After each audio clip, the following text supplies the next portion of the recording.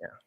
Welcome in everybody to the W Sports Podcast live. It's not Monday. It is Saturday, October 21st. And with travel, sometimes you have a different schedule. So thank you guys for joining us today, whether you're watching it as it's happening, jumping in the chat, or you're watching it normally on Monday as it is normal. That's why I said normally. Too many normalies. Who cares? Anyway, we're going to jump in today, and we are going to have some college football reactions, and there's still some games going on, so you'll see some live responses to that. But we also have some NFL news to update from last week to get our thoughts going forward, some quarterbacks. Let's go. So Chubby, welcome back to the show, man. What is up? What is up? I had a few heart attacks, I think, today. It's a weird day. It was one of those weekends where you're like, when things start happening, you're like, yeah, this could be a weekend where some really strange things happen. Yeah, and it definitely feels like that. So we'll get into that, for sure a little bit. I thought about wearing, like you're repping the OU stuff today. I had mine last week, and after today, like, and we'll talk about the game, but I'm like, nah, I'll wear a red hat. That's close. Which, by the way, has, I can't see it over here. Where is it at? It has a little button on it from like 1999 with the Kansas City Chiefs. Oh, nice. Where is it? I can't. There it is. There it is. Just added that. I helped this really nice lady at our church move some totes, and she was like, "I have to give you something," and she found this, and she knows I'm a Chiefs fan. She's just like, "Here, it's vintage," and I was like, "All right, cool, put it on my hat." Nice, so, nice. Yeah. Anyway, what's been going on, man? Feeling good about football right now? But fantasy, I'm curious. How many leagues are you in? So I'm in 5. How many do you really care about? Really, basically 1, and that's our league. Yeah, that's one of the ones I care about. Yeah, I mean, I'm in a couple other. We're in one where it's just my family, and like us, Kayla, Nathan, their kids, which I think I'm undefeated. Of course, it's only an 8-man league, so it's not. Oh man, yeah, loaded teams. Yeah. Well, dude, I'm upset because last week there were 2 different games, 2 different leagues I had. Had I made one adjustment, I would have won, and I scored a ton of points. Our league is one of them. Super upset about it. I think if I would have switched out quarterbacks last week, I would have won by like a half a point. Instead, I lost 130 to 129.75. Lost by a point. And it's like the 4th straight loss I've had, and I keep scoring a ton. I don't even know what to do anymore. So it's this year's fantasy is a little chaotic. It's one, yeah, for sure. Because I mean, really, you think about the typical guys that you have at the top, fantasy running back wise. Yeah, CMC, he's played great. He's hurt right now, so you kind of, Nick Chubb's out for the season. I mean, all these guys that typically play well are like the top running backs haven't really done a whole lot. I mean, Derrick Henry splitting snaps with Tajay Spears. Jonathan Taylor, he's just now getting into the flow of everything. Mm-hmm. I mean, it's running back wise, kind of shaking up the fantasy realm right now. I mean, then plus there's really hasn't been a whole lot of quarterbacks that have played really well. Could you imagine being in a super flex league right now? How dumb that would be? Yeah. It's disgusting. There's like 4 good quarterbacks. Yeah, I mean, I'm 3rd in scoring. You're 2nd. You're 4-2. I'm 2-4. Oh man, yeah. I mean, I'm not super confident about my team right now, even though I'm 4-2. Yeah. I've not my quarterback. I'm worried about. Cousins. You take Justin Jefferson out of that equation, that offense looks bleak. And I have Justin Jefferson on that team also. Yeah, it's been bad. I have Kirk Cousins in one of the leagues I care about. I've lost 2 games this year by combined 2.5 points, like 1 point, 1.5 on each of them. And then the other 2, I just got blown out by someone who scored 170, 156. Like, I'm sorry, nothing I can do about that. I still put up big points, but that's rough. Whenever you lose a couple games like that, and you're like, I'm right there when it comes scoring wise, but I've just gotten unlucky and played. I mean, I played one of my losses in that league is I played the guy the week that the Dolphins scored 70 points. Yeah. And he had Devon Achon. He had Mostert and Tyreek Hill. Not much better, yeah. Yeah, scored like 70 points right then and there, and I was like, well, I'm done. Game over. Yeah, that's it for me this week. I have no chance. I still think I scored like 140 points, and I lost like 170 to 140. Yeah. Sorry, man. Yeah. It's tough how it falls. Well, you feel like you're ready to start the show? We're ready. All right, here we go. Go ahead and go. 3, 2, 1, go. Welcome back, everyone, to the W Sports Podcast live as we speak on YouTube. And I know it's Saturday, and that's when we're recording, and you're getting this podcast released on Sunday, but that's because we got some travel going on. But that does not stop the sports conversation. That will not, and cannot, must not stop Tubby and all of his thoughts and feelings about the college football season. So, Tubby, welcome back to the show, man. What's going on? Yeah, heart attack day for college football. We're just going to dive into OU because, you know what, that's where we hit a couple weeks ago on the show was how great it was. And then as an OU fan last week, how great it was because USC got stomped. And, so a 2-point win over Central Florida, who has been on a massive losing streak, but one of the best rushing teams in the country. So what are your initial thoughts on this game? The offense had no rhythm all game, really. Defense, I think, played really good. A team that averages 200, I think it's 40 yards rushing, 230 yards rushing, only gave up 140. I mean, season average-wise, they usually are averaging like 500 yards a game. UCF is. Oklahoma held under 100, 120 less than their typical average. And really, I mean, I think what they see, 33% of their yards came on 2 plays. Yes. Yeah, the 86-yard touchdown and then the 50-some yard run. So I think the defense played really well. Offense, it was just they couldn't find the run game against one of the worst run defenses in college football, which is the crazy part. I know, the big thing I see with the OU's run game right now is there's no big play. Everything like max is 8-9 yards. And that's what feels like it's missing. If you look at it on paper, 46 rushes for 189 yards and a score that's over 4 yards to carry. But even if you take out some of the other weird ones, Major was 4.6, Gavin Sawchuk was 6.3. You're like, well, that's not bad. Those two guys both had over 10 carries. But there's definitely, I mean, Sawchuk did have that 30-yard run, but for the most part, it doesn't feel like they're having this 70. No one's breaking out for 70 yards in that backfield. And that is a bit frustrating. Like you talked about the team stats. I think that was a really good point. If you look at third down efficiency, 4 for 16, 7 for 16. So OU was almost 50%. That's great. And they held them to, 25%. That'll play. They outpassed them. They outran them on the ball, more rushing yards. They were better, more efficient in the passing game. Overall, fewer penalties. They're almost neck and neck when it comes to time of possession. This is a weird game where it felt like, how are they not winning by more? And I know the 2 field goals really burned early. I mean, you really lose so much on that. Yeah, I mean, you gave UCF a lot of confidence when you miss those 2 field goals. Going, oh man, now we've held them to field goals. They missed the field goals. Let's go. And then it was like that second missed field goal. Boom, big run down the middle, end up tying the game, and then we're just kind of in this limbo of couldn't really find our footing on the offensive side. And the crazy thing is we're like, man, we didn't run the ball very well, and we had 189 yards.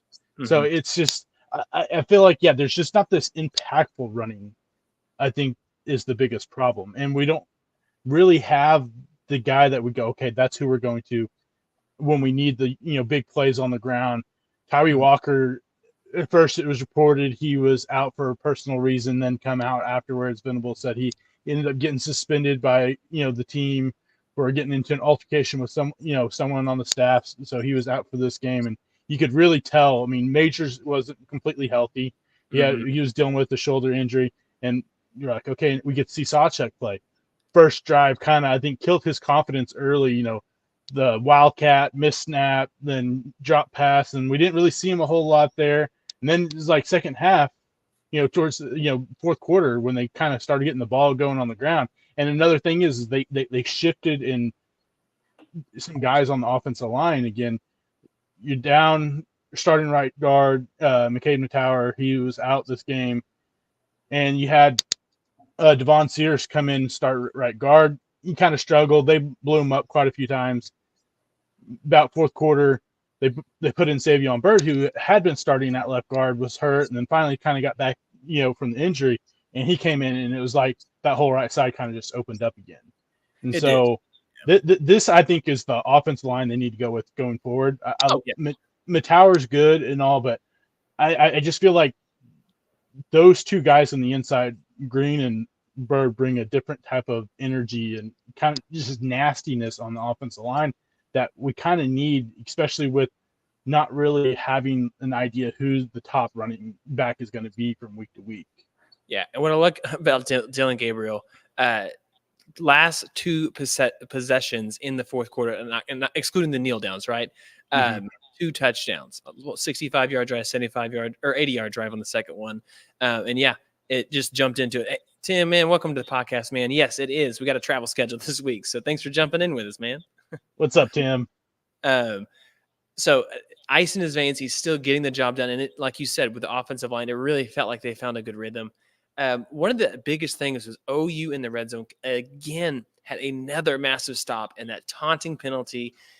Man, I was hyped. I was probably taunting from my living room because it was one of those things where it matters when you tackle them even at the 1-yard line right now with this OU defense, and they stopped them. And then, they scored on the next play. And so that's a hard thing because, again, that right there made it 7-7. But in reality, it should have been 13-0. OU's ball going after imagine the momentum. And that's what college football so much about it is. And UCF, that running back, dude can play. Yeah. Dude makes big minutes. And his numbers aren't even going to jump off this week. Like 100 yards rushing and 23 carries. Okay, cool. Yeah, he is a tough guy to bring down. I mean, there's multiple times where, Oklahoma ended up with 13 tackles for loss in this game. But there's multiple times where you're like, there's another tackle for loss, and he ends up squirting one out for like 7-8 yards. And you're like, how did he break that tackle? And it was not a pretty game, but this is a game, like we've been talking about this pretty much since the beginning of the year. These are games last year we don't win because we weren't up for that moment. And there's a couple of big things that, looking at this are big reasons why Oklahoma is where they're at now compared to last year and have taken such a big jump defensive wise. Last year, Oklahoma was ranked 98th in scoring defense. Going into this game, you're ranked 7th. You're probably going to be closer around the 10-11 mark after this week. And then right now, after the tackles for loss this week, they'll be tied number 1 for most tackles for loss in college football. And they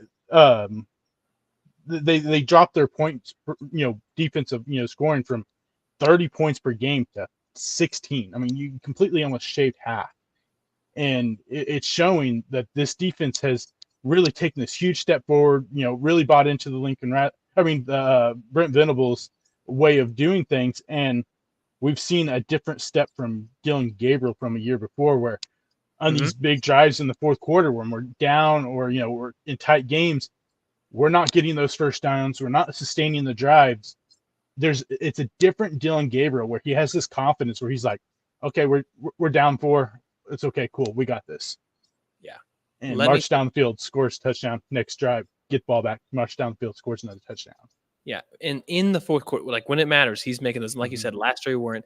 Here's another big thing. This year, they are 3rd in the country right now as of this stat. I can't tell how updated this is. It includes today or not, but they are 3rd in the country in red zone opponent scoring. Like, so you get the ball in the red zone, 63% of the time people are scoring. And you're like, that's a lot. That's actually pretty stinking good. The only 2 teams better than them. Can you name them? Michigan. Okay, that one makes sense. Okay, that makes sense. 42%. Right behind them, Duke at 46%. Insane. That's the gap is 17% between second and third. And then a lot of the teams are in the 60% range. But let me just throw out this. Last year, Oklahoma's was 86%. I don't even know what that was on touchdowns, but I bet it was high. It wasn't Yeah. terrible, but I mean, that's a big, big difference. So, And another big, place in the defense where they have improved a lot is they're first right now in turnover margin in college football. So the defense I think, is far ahead of what a lot of people expected.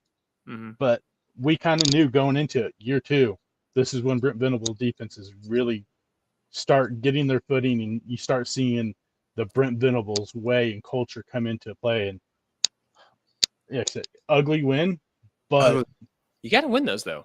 Yeah, I mean, you have to win those games, and for Oklahoma, it's probably going to be something where they're not going to want to be in a lot of these ugly games going forward because of the schedule. If they want a chance at the playoffs, they're going to have to win games and win them decisively. You got to have to win pretty now from going forward, because, like I said, we have potentially one team that we could play ranked, another ranked team, and that's in the Big 12 championship game. Oh, yeah. No, I love it. Real quick in the chat, Diaz, man, what's up, man? Thanks for joining the podcast. We're going to get to Mizzou here in just a second. Fun fact, can you name the bottom 3 teams in scoring red zone defense? Bottom 3, so... They're going to shock you. They're going to shock me? They're all 3 Power 5. Oh, I guess they're all tied. There's one of them's not the Power 5. San Jose State and Virginia Tech are also tied for last, but okay. So are these teams that shouldn't be down there, that you wouldn't think they're down there, I'm guessing? Yeah. I mean, you would know that they're down here this year. LSU? Yes, 100%. And these teams are tied. Every time you're in the red zone, you will score at least a field goal. Clemson? Nope. No, I was going to go with wild one there. Big 12 and Big 10. One Big team 12, from each. Big 10. Yeah. Texas. No, I'm just kidding. I know Texas has a pretty solid. Trying to think. Who has a bad defense? I don't know. Kansas 12. And Penn State. Penn State's though shocker. Wow. Not see that one happening. No, I did not expect that one. Yeah. Well, next week OU's got at Kansas, at Oklahoma State. So this is the tough part of their schedule as they head down to the final stretch. With at BYU as well there. So we're gonna have to see what that looks like. And yeah, Tim just jumped in the chat and said OSU could be ranked by Bedlam. I think OSU won again today. They seem to have found something that's working since that, was it South Alabama? Yeah. Yeah. And it seems like, oh, no, we can win this. And so it looks like that could be a pretty interesting matchup. And hey, OSU is going to want to play spoiler. Last year, we had to play spoiler as OU. We were like, you got to get that 6th win, right? And they did. So I did not expect them to win. Yeah, no, the biggest reason why OSU is doing what they're doing is after that South Alabama game, they stopped playing quarterback carousel. Yes. They stopped, we'll throw this guy in there, we'll throw this guy. And Ollie Gordon, the running back, he's absolutely been a nightmare for teams the last 4 or 5 weeks. Yeah, it's been helpful. So, well, let's go ahead. We're going to look at the other big game of the day was Ohio State, Penn State. And correct me if I'm wrong, you did pick Penn State to win this game. How do you feel about 0 for 15 at one point on 3rd downs? You just can't walk into one. Come on. I guess I should have went with the numbers. This is Penn State being Penn State. This is so frustrating. Yeah, this is a James Franklin team that you expected. I mean, a lot of us expected different. And, the records. Last week, you've been saying this about them the whole time. Yeah. Yeah, and last week I was like, man, this defense has a good chance. And the defense played pretty solid for the most part. Past the game, they kind of, let McCord and Marvin Harrison Jr. just kind of do what they wanted. I was surprised that they weren't able to put as much pressure on McCord with the way Ohio State's offensive line has played. But, yeah, I guess I should have just trusted the numbers that James Franklin, when it came big games, that he wasn't going to be able to get it done. And, like, my biggest problem with this whole game is the fact that you have 2 running backs. And Singleton had, 9 carries for 48 yards. And the bits that I watched of this game, with OU game on, I'm seeing Singleton pop off a run here or there, pop off another run. And then it's like, okay, we're not going to run the ball. We're going to throw the ball 40 sometimes with the quarterback that we don't trust, to try to make big plays right now. Yeah. And wasn't making the plays. No. So, yeah, this Penn State team looks very blah on offense. If they can't run the ball, they are blah. I don't know what they're running out there with routes, but it's right there with complexity and hey, this is a good team, like as what I would say Mississippi State's offense would be, or Auburn's offense would be. If they can run the ball, sure.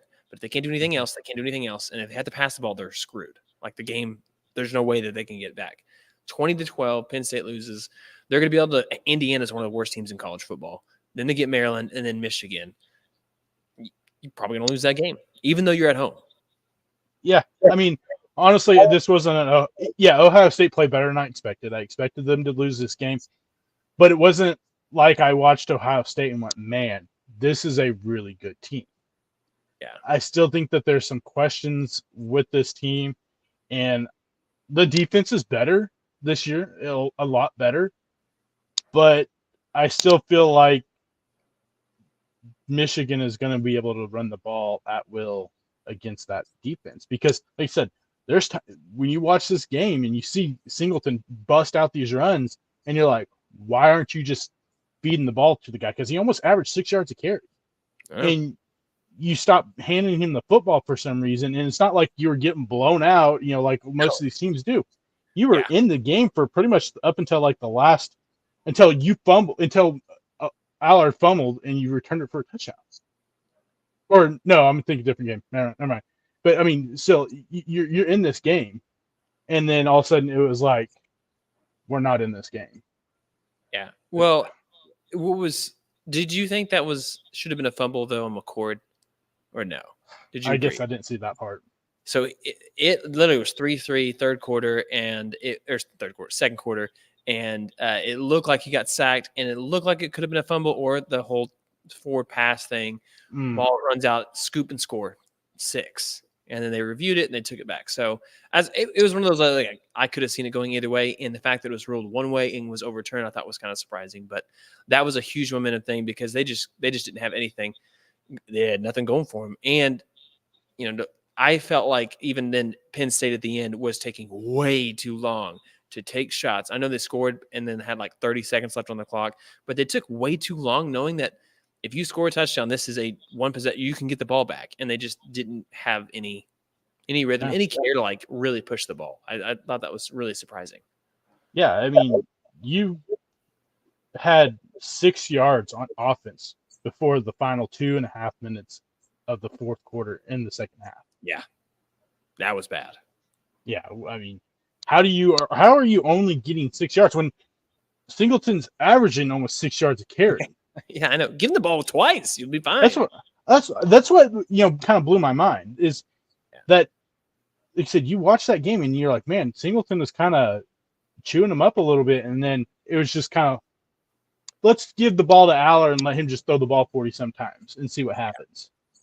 Well, and if you talk about Oklahoma's run game being pretty rough, Ohio State's run game looks really rough overall. Their longest run of the day was 12 yards. Nobody averaged over 2.6 yards per carry on that team today. And this is a good Penn State defense, unless you're in the red zone. We already talked about that. But this is one of those things that Ohio State playing against Michigan later on, that's going to be the biggest weak point. So looking ahead for Ohio State, I mean, their next couple of games, Wisconsin, Rutgers, Michigan State, Minnesota. So they should be able to run the table all the way through till Michigan and be in a position to, make the college football playoff. Yeah. Want to jump in. It was in the chat. So Mizzou, South Carolina's 2-5. This is so funny to me.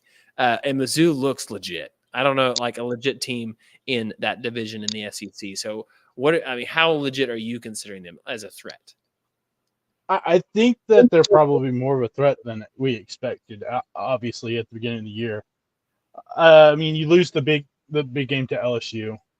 That was a kind of a bad part there when Cook was – yeah, I mean, Cook was cooking. I mean, literally was cooking most of that game. Hadn't had a turnover all season. Then, boom, 2 big mistakes in that fourth quarter cost you that game. Played really good against Kentucky. I think it'll be really interesting. And I think this game against Georgia in a couple of weeks becomes really a chance for you to win this game. Brock Bowers out. We don't know what Georgia's offense will look without him.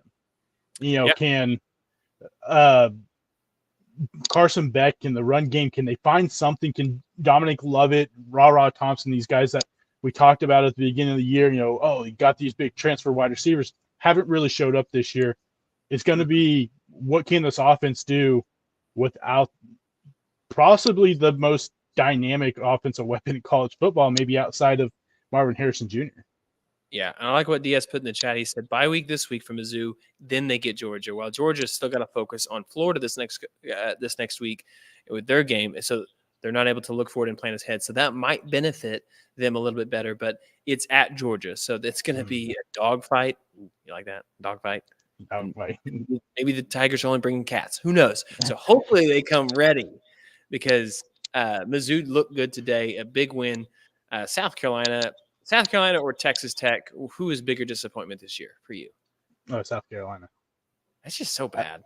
I mean, I didn't expect what everyone expected for South Carolina, but if you're going based off of what the masses believe, absolutely, the masses, yeah, they were like, oh man, look what Spencer Rattler did those last 4 weeks of the season. Look what they, were able to do, and then we're like, it's fool's gold, guys. It was a 4-game stretch that we knew he could put up, but more than likely it was going to be the latter of him being what he has been this year and the first 8 games of last year. Yeah, his QBR this game, you want to take a guess from 0 to 100? From 0 to 100. 14. Dude, you're close. It was 18.8. That's a bad. Really low. I mean, they got dominated in Mizzou absolutely shut him down. They couldn't really run the ball as super effectively. Well, part of it was they were so one-dimensional. Rattler was under pressure a ton. He obviously didn't run the ball much. I mean, is he one of the more disappointing prospects we've seen recently, or is there someone at Texas A&M that's suffered under Jimbo Fisher? Oh no, he's by far. I mean, the hype that was around the kid. I mean, this is like everyone looked at it and we're like, man, this is future first-round pick, Heisman winner. And besides the one half of the year against, his first year or his second year, I should say, we haven't really seen, anything from him. And then, I don't know. We thought he was going to be great, and we were all wrong. Yeah. Cody, how do you say his last name? Schrader? Is it just Schrader from Mizzou? Went all out in this game too, even against South Carolina, whose defense has, had its ups and downs this year, but absolutely balled out for Mizzou. And then even Brady Cook rushed for another touchdown and 64 yards. So Brady Cook is pretty good. He's a junior. Luther Burden, wide receiver. He's a kid that most people didn't know going into this, into the season, but the kid is an absolute stud. I mean, 5-star receiver coming out of high school. Mm-hmm. Stayed home, was actually committed to Oklahoma until Lincoln Riley decided to leave, stays in state. And he's kind of the first year, you look at the numbers, he had really good numbers last year as a true freshman, coming this year, and people didn't really give him much attention because, I mean, honestly, most of us didn't expect Missouri to be at this point in this season. Most people are expecting maybe 4 wins and Eli Drinkwitz getting fired halfway through the season. Yeah. And it's been completely opposite of what has transpired. And, like I said, Cook has really stepped up his game. Luther Burden is just a monster on the outside. I mean, he's in that realm of, Marvin Harrison Jr., Roman Dunze, Malik Neighbors, wide receivers that you really just can't cover in college football. No matter who you have, you just can't really cover. Yeah, well, that's shows big promise, though, from Mizzou as they head into Georgia in the next couple weeks. And we'll be able to predict that game here next week, so stay tuned for that one. Looking at the Tennessee-Alabama game, this one was super frustrating, but Alabama did what they did, and they made some really good adjustments here in this game. Milton had a really costly fumble that did turn into a score. Jalen Milroe looked out of place at sometimes, but still, he makes big plays, big, long throws. And somehow they managed to shut out Tennessee in the second half. This high-powered offense has just really not picked it up. I think that's the biggest thing is Joe Milton is not as good as we hoped he would be. And he's not Hendon Hooker in this offense. No, I mean, really, it came down to the red zone defense for Alabama. You had early in that game, you had 2 shots in the red zone, ended up with two field goals. You had a big chance of going 21-0 up on Alabama. Instead, you're up 13-0, and it kind of you let Alabama back in, and then you had 2, I think, questionable play calls on 4th down on your half of the field when you ain't getting any push really when it comes run game, and you try to run it right up the middle twice. It just, I don't know, Heupel kind of dropped the ball there and said Alabama's red zone defense. Tennessee made it to the red zone 4 times, ended up with 1 touchdown. That was it.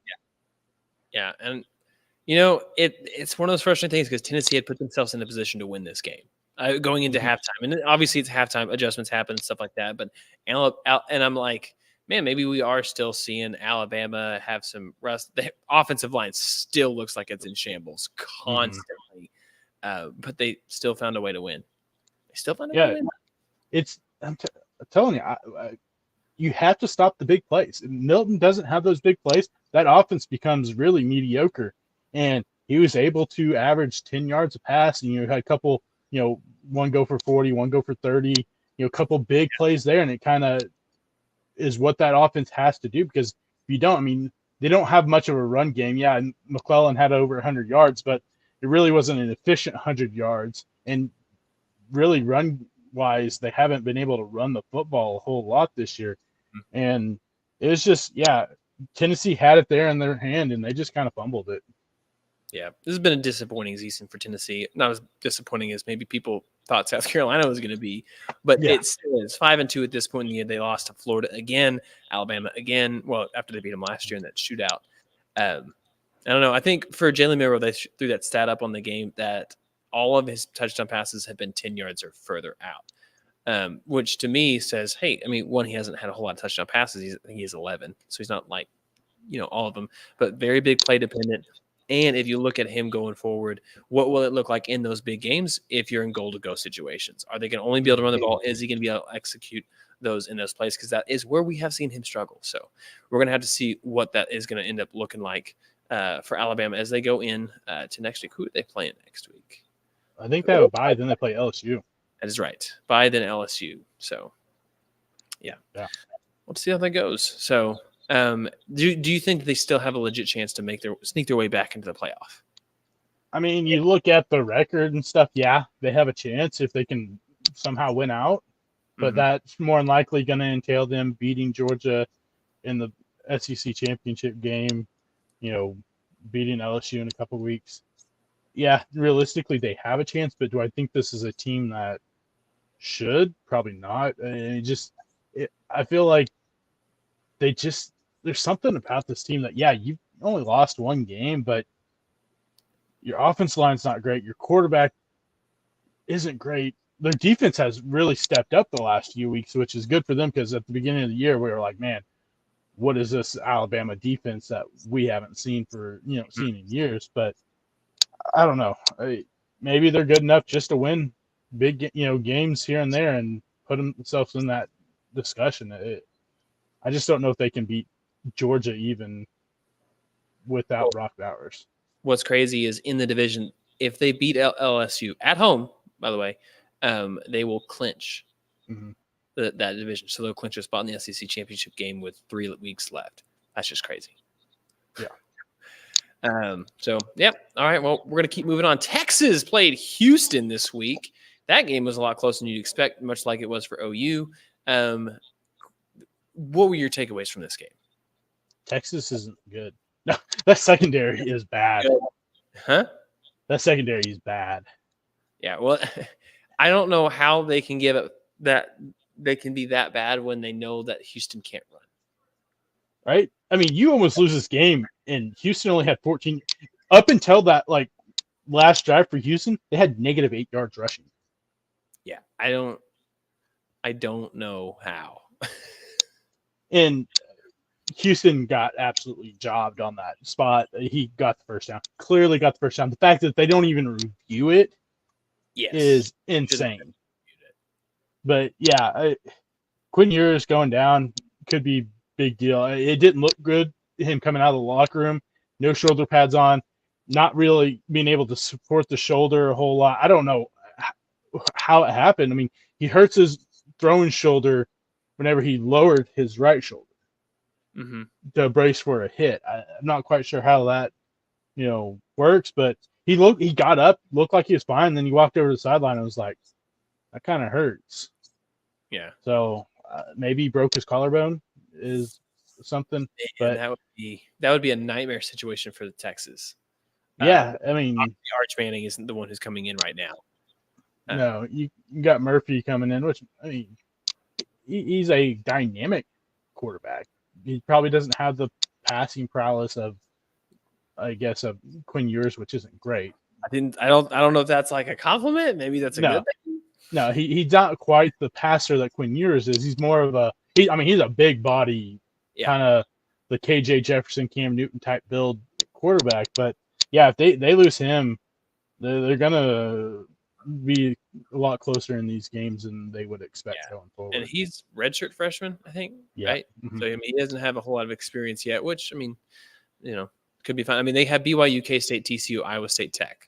I mean, that's how they finish out. These are all still winnable games, I think, with Texas roster, even if, Quinn Ewers isn't playing 100%. So, but if it's a collarbone or something like that, that's going to be a big, big loss. Houston, yeah. I mean, they had every chance to win that game. They really did. They throw the interception in the end zone. Texas goes down, scores field goal. They get the ball back, kick field goal. They kind of just traded points there at the end, then weren't able to capitalize it. Except they kind of got screwed over on that spot. But the fact that 4th and inches, you knew they weren't going to be able to run the football, and you have to run a quarterback roll out to the right, run pass, and it was just disaster, type. So I was surprised that Donovan Smith didn't try to use his legs as much, seeing how effective Dylan Gabriel was on the ground. And Donovan Smith's probably a better running quarterback than Dylan Gabriel is, and so I was surprised he only ended up with 20 yards rushing. Probably should have been something in the game plan where they went that way, but yeah. So far, the new Big 12 additions in conference play. BYU is still playing, but they are 2-9. Nope, 2-. Oh my gosh, I can't do that. 2-13. Not good. So part of that, even in that last play, sprint out, right pass, run, whatever it's going to be, Houston just doesn't have the same athletes that Texas does, and Texas should be able to eliminate those types of plays. So the Big 12 right now, Iowa State's 3-1. Anybody seeing that? This 4-3 team at 3-1 in the Big 12? What is going on? Yeah, and everyone was, Oklahoma didn't play good against. Well, they're second in the Big 12 right now. Take that, everybody else. So, did they play Cincy today? Is that who they played? No, Cincy played Baylor this week. Yeah, they were off this week. So, their Big 12 wins were, what are they? Oklahoma State, TCU, and Cincinnati. So they have beat some of the lower. Oklahoma State's much better now, but at that point, they were. Yeah. Whew. All right. Well, let's go ahead. We're going to look at, because we're doing this live on the Saturday night, we're going to look at some of the scores right now. Michigan. Tell me if you don't mean to spoil any of these, Tubby, as you're. No, you're good. Gosh, 28-0 right now, almost halftime. Expected. JJ McCarthy's been awesome. Blake Corum's been really good. Doesn't have any massive runs, but he's still found the end zone. Who is their backup running back? Donovan Edwards? Yeah. Has he found the end zone yet? Did he get in that? Oh, he did. I think so. Yeah. What is the other one? USC, let's do Duke, Florida State. Dude, this game, 17-14 right now. That's probably the one you're going to want to turn on as soon as we wrap up here today. Riley Leonard, 2 for 8, though. Not very good. I don't know how they have 17 points. Running the ball, I'm guessing. Pick 6. Oh. Yeah, they have one rushing touchdown, too. I think it was a 42-yarder, but yeah. So, man, Jordan Travis, he's good, but what are they without him? I mean, they got Keon Coleman, and they got Johnny Wilson back this week, but yeah, that they didn't have Jordan Travis, this offense would be lost. Yeah. Other top 10 team, we have North Carolina. Virginia is not very good. It's 24-14 right now in the third quarter, about halfway through. Drake May has had an off day. No turnovers, but just off day. Yeah. I'd say, what was it, 14-14 at half this game, which saw that. I was like, what's going on here? I mean, yeah, like I said, Virginia ain't good. Yeah. So I saw the over-under for the Army LSU game, and honestly, I said, I'd take Army in that. I don't gamble or anything like that, but I was like, because Army plays triple option and the defense is so bad at LSU, the over-under was 32.5. And I was like, I could see this game being 35-3. And guess what? That's 32. Or I could see 38-7, something like that. It's 31-0, and it's almost half. So I was wrong. I don't know. So did you see the over-under for the Iowa-Minnesota game? Was it like 30? 30.5, which is the 30. lowest. Yeah. Lowest ever.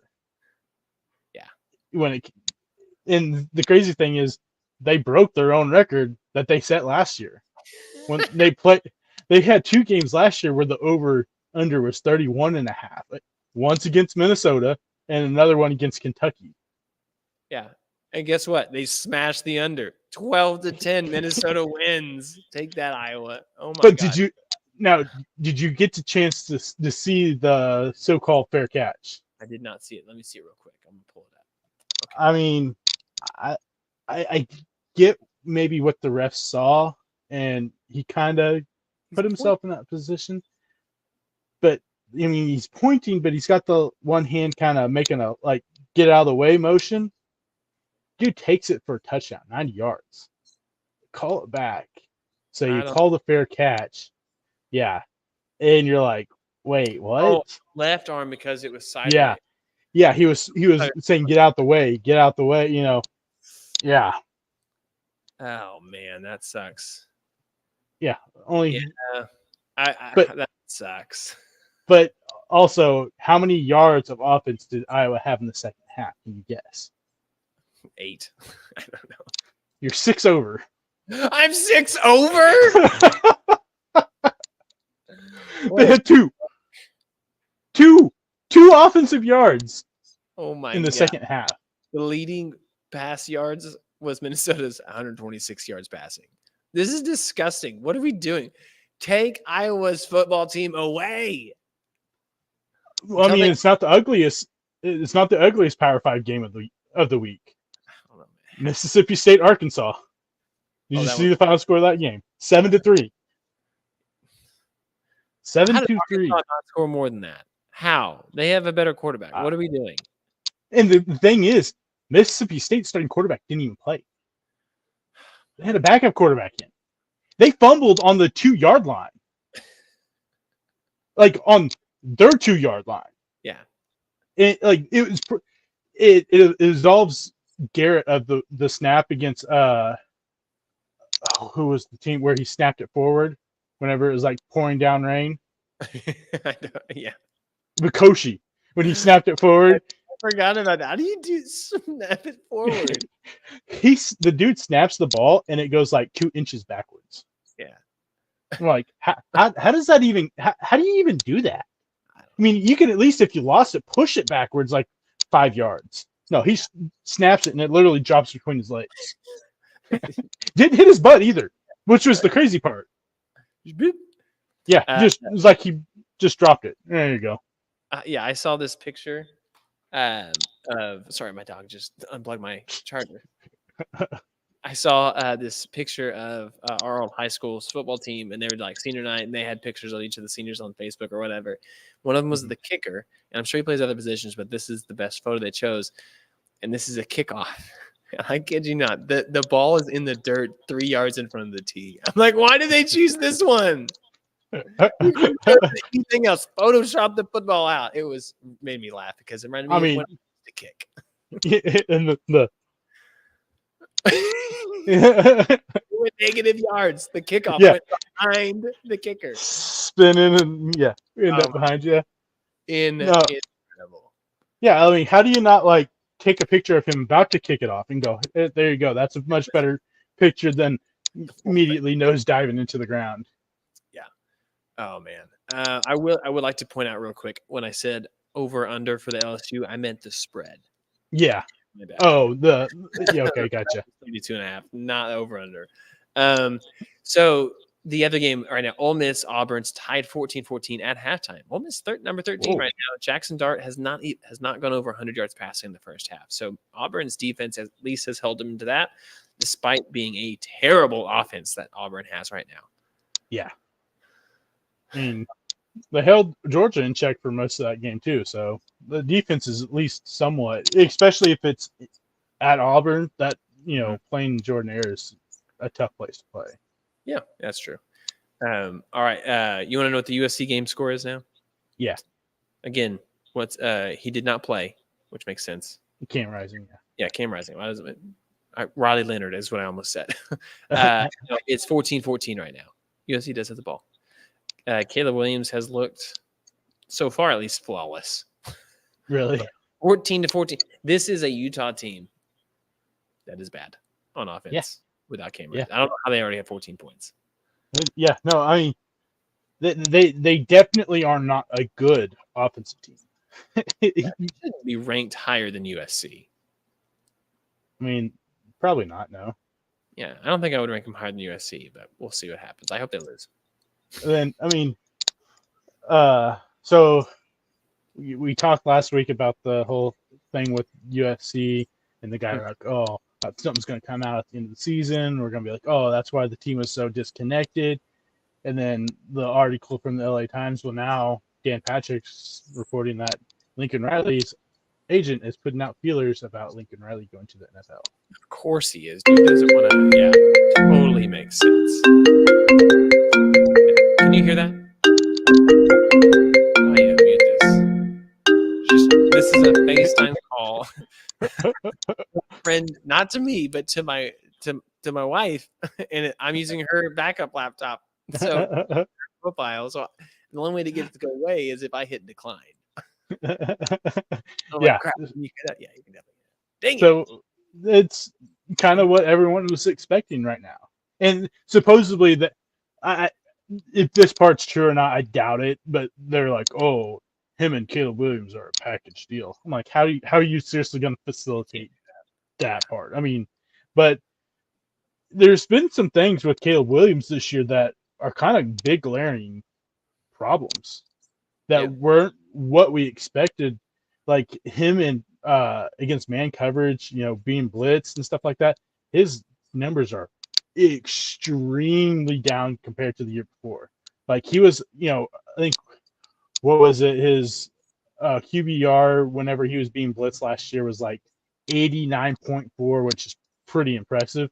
Now it's around 28.3 this year, which is one of the worst in college football.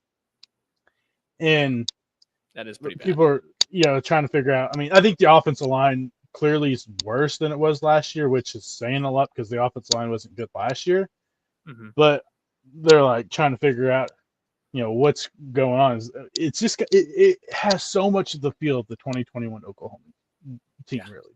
Yeah. Like just you're like, what's really going on? Something has to be going on behind closed doors where all this is just like you have the best player in college football. And yeah, he's played good, didn't play good against Notre Dame, but there's just things that you're seeing him do this year that you don't expect, him struggling in certain aspects of the game compared to what he did last year. And I think a big part of it is he doesn't have that big threat wide receiver that he has had.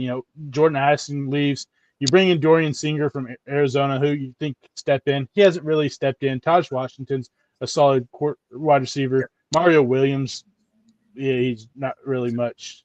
He's so the catch today. Yeah, Brendan Rice is probably their best deep threat guy, but it's not Jordan Addison. Yeah, and playing on Sundays now. So yeah, I mean, first round pick wide receiver. So there's I don't know. It just feels like this. We've seen this happen before, and at the end of the year, or close to the end of the year, they have a couple losses, and he goes, "Well, I'm heading to the NFL." I would not be shocked at all. Well, yeah, I mean, you're going to end the year with Washington, Oregon, UCLA, and then probably, maybe a big Pac-12 championship or, another bowl game against Tulane, and he doesn't care about that. So, I don't know. I mean, It's going to be I don't. rough ending. I just don't know. I don't think that they can get there. I think 3 losses is close to a lock as it is right now, with you having to play Oregon and Washington to close out, in the next couple of weeks. I don't think you can beat either of those teams. And you're struggling right now against an offense that isn't good, and you're tied 14-14.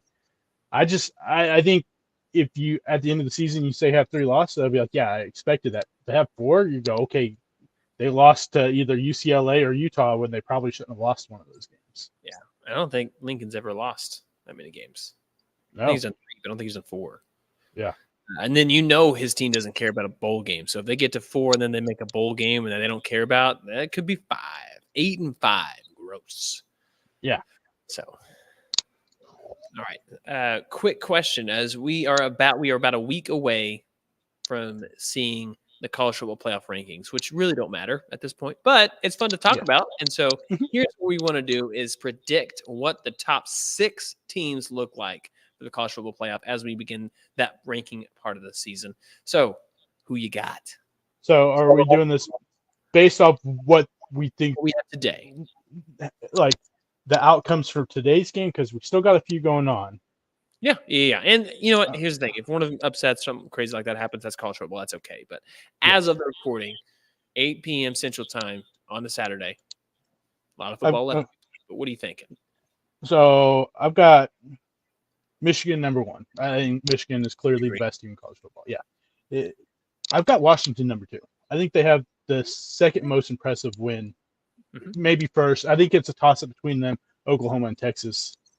I think they're number 2. I have Ohio State number 3. And I don't like this Ohio State team, but you have to give them credit for winning 2 top 10 games, which they're the only team in college football right now that's done that. So you have to give them credit. And I feel like Georgia really hasn't played anyone. You played Kentucky, but Kentucky obviously showed us what Kentucky is, and they're not good. Yeah. And so I've got Georgia at number 4.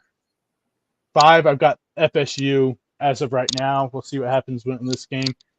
A lot closer, I thought, because we weren't sure if Riley Leonard was going to play. And I got OU at 6. I think that I like all of that. I would probably go Michigan and then Georgia. Now, without Brock Bowers, what does that look like? And the reason why I say that is because both those teams' defenses have played very well overall. I have hesitations with Georgia. I'm nervous about it still, especially on the offensive side of the ball.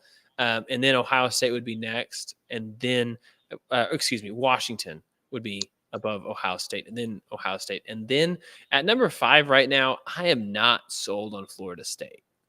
I think that's the one I'm really, really struggling with. Honestly, I know they're undefeated, but I would want to put Oregon above Florida State overall. But I would probably put Oklahoma, and then that means I would be putting Oregon in over at number 6 instead, because I don't know that Texas is there. Penn State's going to fall. So, yeah, no, I agree. I think FSU is. I'm not sold on what they've got going on, and I don't know the games. Unless you watched them, you look at the box score and you go, "Oh, they won that game handily." Yeah. But it hasn't been the case, really. I mean, they've really played one complete game of football, and it was week 1. And I feel like if they were to play LSU right now, I think LSU beats them. And I think probably beats them by a couple of touchdowns with the way this offense for LSU is clicking right now. That first game, we didn't see a very good LSU offense. We've seen a pretty poor offense, and Florida State's defense clearly isn't that good. And I feel like if they were to play right now, I think LSU beats them, and it's a pretty decent sized win. So I get that, and I only reason why I put FSU there is because right now they're undefeated, and that means I get OU at 5, and you did. I think that win against Texas is 1A 1B best wins in college football this year, with what Washington did against Oregon. So I could see, flip-flopping OU and FSU there. Like I said, I'm not sold on FSU.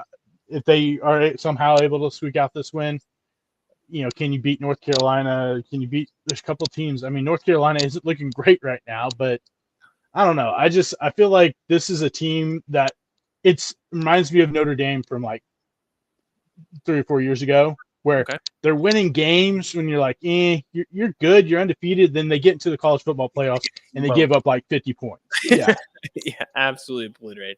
Well, this will not end this way. It never does. But we're going to play it right now because they all are undefeated. All Power 5 teams have an undefeated team at the end of the season who's not making it. Honestly, I think it would be the Big 12 team just because the conference. And Oklahoma, depending on who they play in that, if they're who they play in that Big 12 championship game, Quinn Ewers is out. Oklahoma, they need Texas to win up until the Big 12 championship game so they can go, okay, at least we got another, ranked game. Maybe OSU, wins out until they play Oklahoma, and then, which is only a couple weeks, maybe they jump in the top 25, give Oklahoma another top 25 win if they're able to beat them. I don't know. It's just, I feel like even if FSU wins these games, you're going to have a couple more ranked games. I think Washington, if that's the case, and they win out, they absolutely deserve to be in. Georgia absolutely would deserve to be in. Michigan State or Ohio State would absolutely deserve to be in. So it's just those teams will play tougher schedules. I mean, honestly, right now though, Oklahoma has a tougher strength of schedule so far that they played than Georgia, Michigan, and Ohio State. Or no, not Ohio State. Washington, I think it was. Oh, I'm surprised about the Washington one, but the other two, I'm not surprised at all. They have played absolute nothing. I mean, Washington, all they've played is Oregon. Yeah. Wyoming, right? Didn't they play Wyoming? Or was that Oregon? I don't know. I can't remember. I don't know. I know Texas played Wyoming, but yeah, but they played like right before. It was Boise State, Tulsa. Maybe okay. Anyway, who cares? It's not a big deal. Yes. All right, I like it. We're gonna get into the college football rankings. We'll be able to predict them next week. I think. I don't remember what day they come out, but they start, I believe, after next week's games. Yeah, they usually come out on Tuesdays. So we'll predict. Yeah, and then there's one big thing that happened. Bo Nix set the record for most career starts, and I know. I saw that 50 plus. I'm like, dude, how?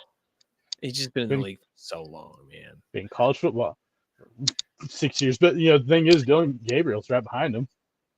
I know. He had injuries.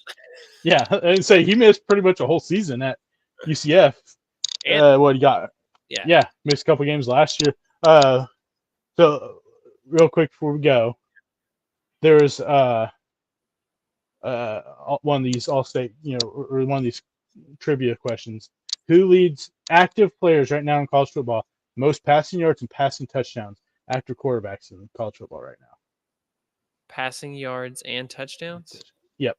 Is it a Power 5 school? Yep. Oh man, okay.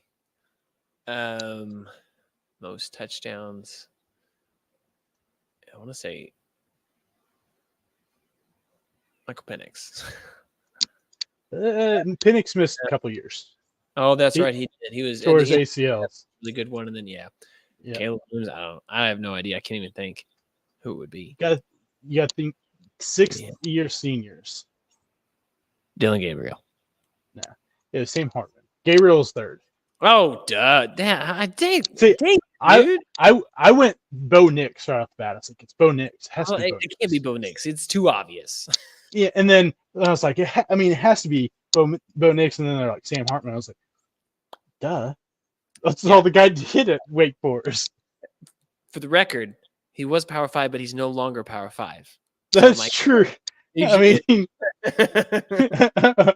technicality, but I'm going to go ahead and say I don't get that one wrong because still fine. I mean, technically, you are correct. Yeah. All right. Well, let's go ahead and here's my thought. If we're going to move to baseball, if you're cool with that. Yeah. All right. So if the Astros end up winning this stupid thing, the baseball gods are also cheaters. I think I said that last week. And it's feeling that way. Stupid Earl Tuve hits a 3-run bomb.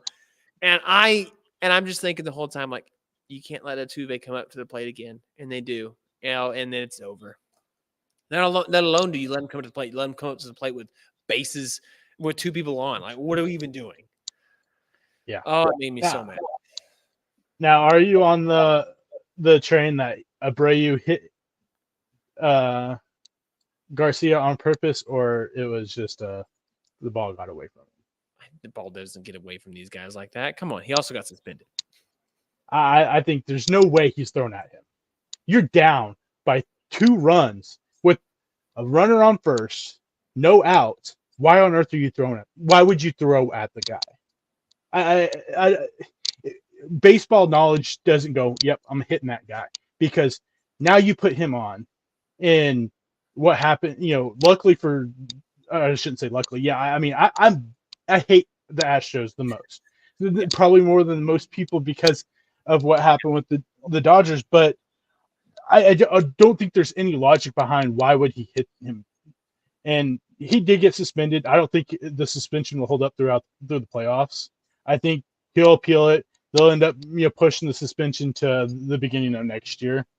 Yeah. But I mean, to me, it just doesn't make a whole lot of sense to why you would hit him, because at that point in time, you as the Astros are trying to prevent people from getting on base. So why would I throw at him on purpose? And the catcher set up way out, set out outside, and it'd be different if he set up inside. I think you can go. There's a chance. Yeah, he threw at him, but I feel like baseball logic. He did. I mean, why? 99 why would you? Fastball right on the wrist to one of your best hitters, who also hit a bomb that game. And then plus, my thing is, if I'm gonna hit the guy, I'm not aiming. I'm not gonna be aiming for his wrist. Yeah. At least I'm gonna hurt him. Yes, but I think baseball logic is right. You're down by 2, runner on already. You don't want 2 runners on, but 99 in on the hands. That's tough. So he gets suspended 2 games. I think you're right. He appeals it. It delays it. So either one of 2 things happen. One, he appeals it. They pitch again. They pitch him again, and then they use, he's not going to pitch it, the next time or whatever. But yeah, that's tough. But the thing is that the fact that Garcia gets hit, and what does he do? Immediately turns around, and starts chirping the catcher. Chirping the catcher. I'm like, if I believe he hit me on purpose, I'm going for that guy. Yeah.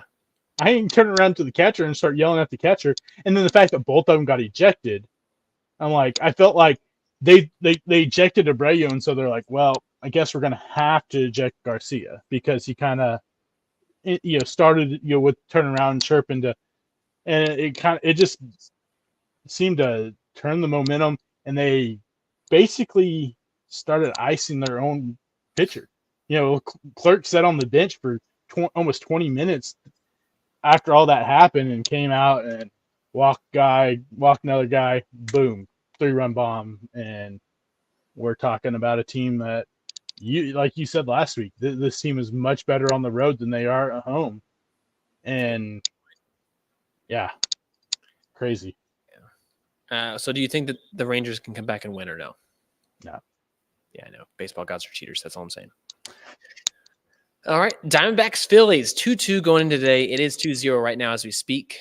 Phillies are winning. They scored 2 in the top of the first, but since then have been quieted down a little bit. So do the Diamondbacks have what it takes to win this series? I mean, we both know they don't. I hope they can find some way. Yeah. I feel like Garrett Stubbs at least gave them a couple of games with we're going to win this series in Arizona, and we're immediately going to run towards the pool. I mean, you still got to finish out the series. You gave them some bulletin board material. They use it against you. And I feel like people, for some reason, were shocked that Kimbrel gave up the game-tying home run. I mean, what do we expect? It's Craig Kimbrel. Yeah, exactly. You should have been nervous. Yeah, I ain't pitching that guy at all. But I think there was just kind of that's not a great way to play a postseason baseball game, when you're throwing a bullpen game and you're just using up pitcher after pitcher after pitcher after pitcher, and then you're like, we're gonna throw in this kid that was down in single A, 2 months ago, and he's got like a 5 ERA this season, and he comes up and he's walking guy. They get within a couple runs, and then let's put in one of the worst closers in baseball the last few years when it comes to blowing saves, and Alex Thomas comes up, and that was all she wrote in that game. They needed a strong what? Kimbrel did it twice, back-to-back games. But I really hate the bullpen game, especially in the playoffs, because they play again tonight. What are you doing? How do you not have Taijuan Walker start that game? I mean, as much as I'm not a big Taijuan Walker guy, but Taijuan Walker had a solid year this year. Michael Lorenzen, you traded for the guy. How does he not start that game? How do you not have it? And you go, oh, let's just go throw a bullpen game. I mean, it just doesn't work, especially when you've got 3 games in a row. The way it's set up, you using that many bullpen arms, they're gonna turn around and throw again more than likely the next night. Yeah, it's not very good. So no. I would love to see them win. I would love to see them win the World Series. 84-78. 84-78 would be so much fun. Cardinals won, I think, when they had 83 wins, maybe something like that, something weird like that. So we'll see. But all right, so a couple of the news and notes that we missed last week released after the podcast. So in the NFL, so Kyler Murray has been activated and is expected to be able to play possibly in the next week or two. How crazy is that? I mean, it's good for them if they're just see if this is the guy they feel like going forward. New coaching regime, they need to see him play. Like, there's guys on ESPN that are like, whatever they do, they cannot let Kyler Murray play this year and potentially get hurt. I'm like, why? Yeah. You really think that the trade value is going to go up with him not playing? Yeah. If I'm a team, I ain't going to trade a whole lot of draft capital for a guy that hasn't played for a year, and I don't know if the ACL, how he can play with after the ACL injury. I mean, I want to see the guy get out there and play. How good has Deshaun Watson been since he got back? And he was out for exactly. a year. Not even for an injury. So I think you're 100% right there. Yeah, and like Stephania Bell, she's like, no, that's not how this works. I worked with these teams as a trainer and stuff like that, and she's like, they ain't gonna dish out draft capital for that. And they're like, oh no, this is the most illogical thing. I'm like, you guys are insane. If I'm a GM and they go, okay, here's 2 first-round picks, and we don't know if the guy can play. We haven't seen him play on the ACL, but yeah, take him. I'm risking my job for that. Yeah, no, I think it'll be better for the NFL if we can have Kyler Murray, if it works, he's healthy and he's playing better. It's much better at the NFL than Josh Dobbs. No offense to Josh Dobbs, he's done a good job filling the gaps. But my gosh, the quarterback play this year, we talked about it before we even hit record on the podcast. If you're in a Superflex fantasy football league, you need to talk to the commissioner about next year removing the Superflex. It's not worth it. It's having to think about, who do I start this week? Do I start Josh Dobbs or do I start Desmond Ridder? I don't know. It's bye week apocalypse right now. I don't know what to do. You shouldn't have to make that decision. Fantasy football should be fun. That's rule number 1. And it's not fun starting Desmond Ridder or Josh Dobbs or Danny. Josh Dobbs. Yeah, Josh Dobbs hasn't played good the last couple weeks. Yeah, I know. So, speaking of quarterbacks injured, Anthony Richardson. We saw this at Florida, and I'm not sure why we're seeing anything like.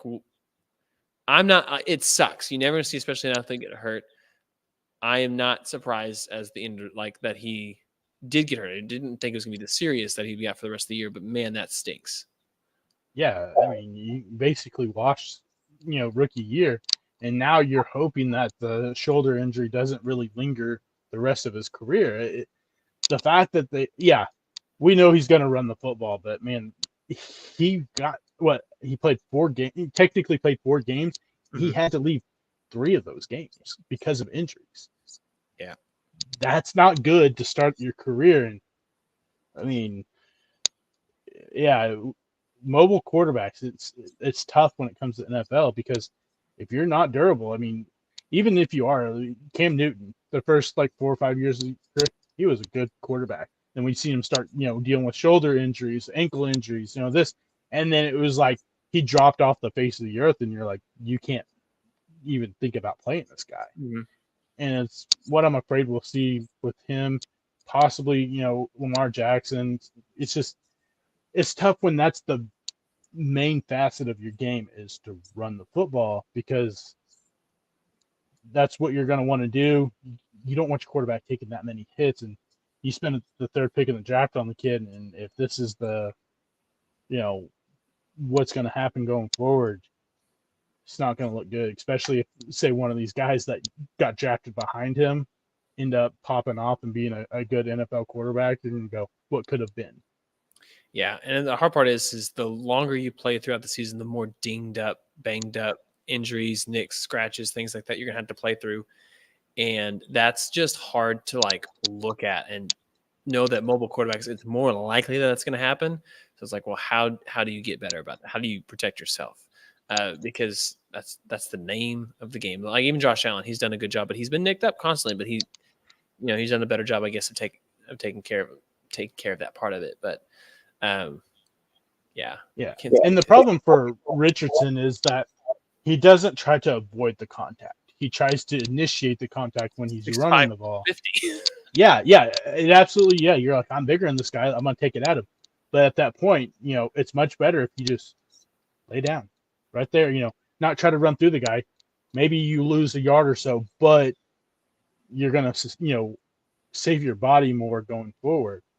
So yeah, it's unfortunate that this is happening already for him, because I think that the potential is there for him to be a good quarterback.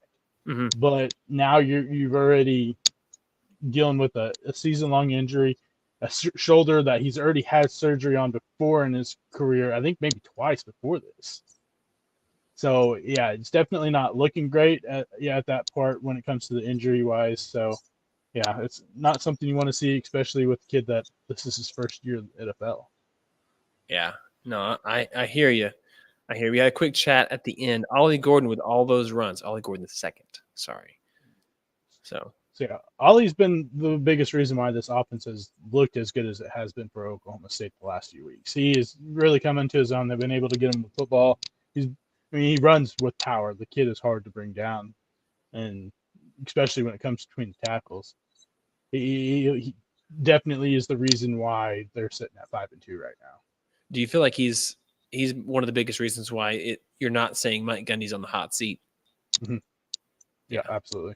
Because the way that the beginning of that season started, they weren't really giving him the football. I think there's some things going on off the field between him and the coaching staff. It seemed like there was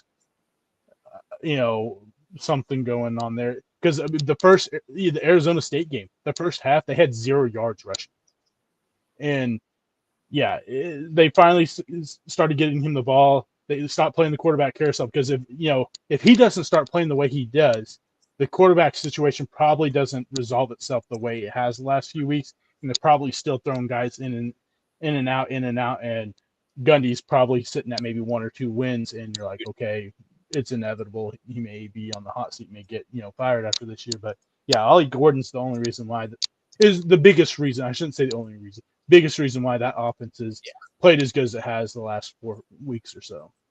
Well, 3-1 in those last 4 games, the Oklahoma State Cowboys are. And of those games, Gordon has gone off in those games with over 6 yards per carry. In almost all those games, the other one that wasn't was 5.8, and he still had 168 yards. And he has 6 touchdowns. So he has absolutely played a massive part in this turnaround. So, and hey, that's a lot of rushing attack. I mean, he did it against West Virginia, KU when they were ranked, and then K-State. So tough environments. Yeah, I mean, he runs the ball mean. He's not a small fella.